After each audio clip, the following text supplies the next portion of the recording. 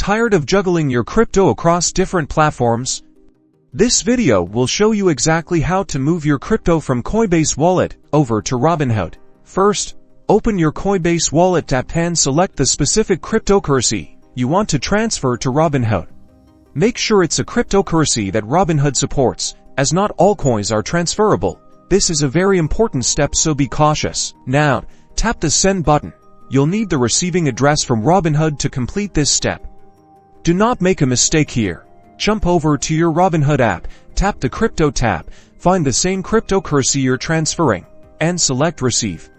Robinhood will then display a unique address for that crypto. This is the public address that you will send the crypto to. Copy the entire address. Pay very close attention here. Double-check that every single character matches when you paste it into Coinbase Wallet.